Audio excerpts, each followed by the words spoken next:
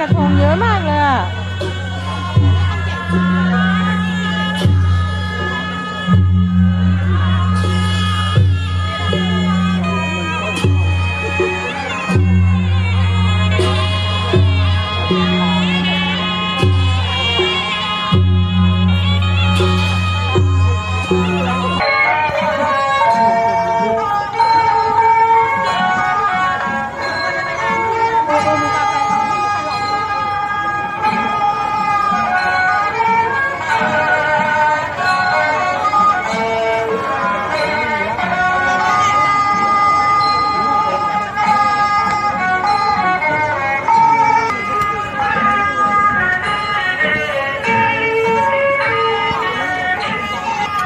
เดินไป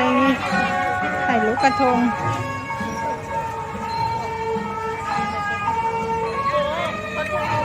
กระทงสวยมากเลย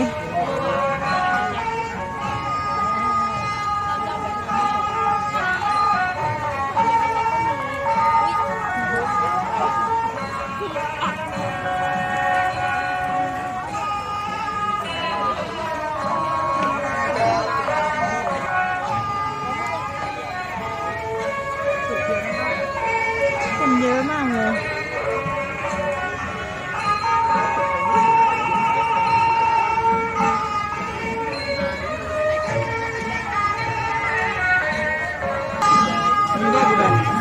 เล็กของแม่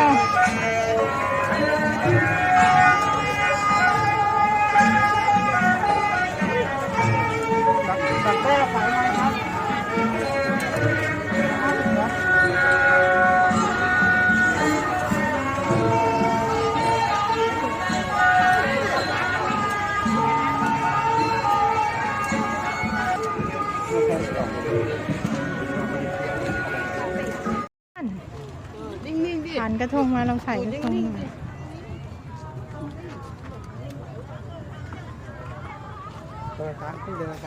เดี๋ยวเธอยืนตรงนั้นก่อนลูกนึง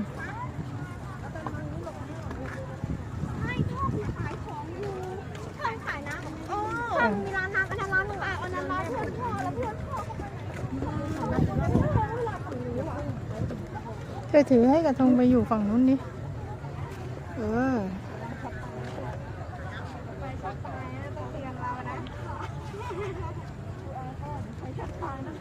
น่ารัก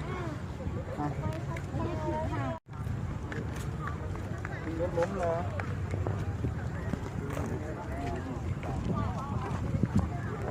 จำด้วยค่ะน้อง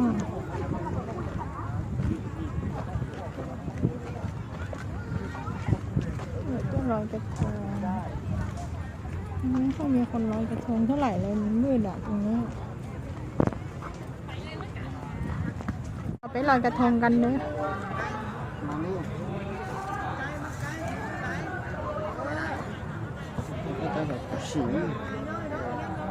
จุดโลกจุดกระทงลอยกระทงกัน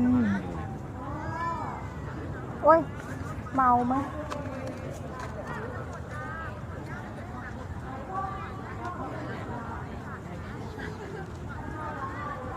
ใจngồi chỗ nó nói cái thùng tô tà đi rồi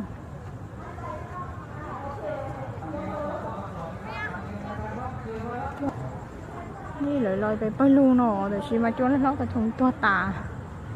ไฟดับหมดเลยไม่มองไม่เห็นกระทงเลยกระทงเต็มเลยนะข้างล่างนี่แต่ว่าไฟดับหมดได้ยังได้แล้วลอยเลยไหนถ่ายรูปรูปนึงก่อนโอเคไปเลยอธิษฐานกัน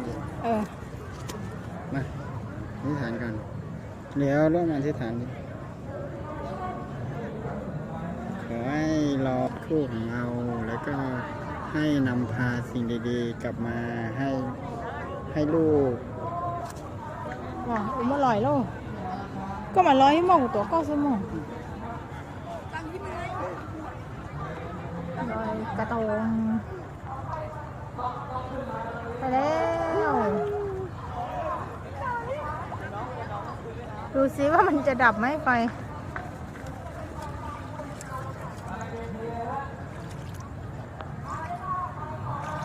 เออจะดับแล้ว ดับแล้วลมมันแรงอ่ะ แถวเนี้ยไปโลไปต่อลูก เดี๋ยวเราช่วยหน่อยไปดีกว่า โอ้ยเมื่อย ไป ฮัลโหลกลับมาลอยแค่นี้แหละปีนี้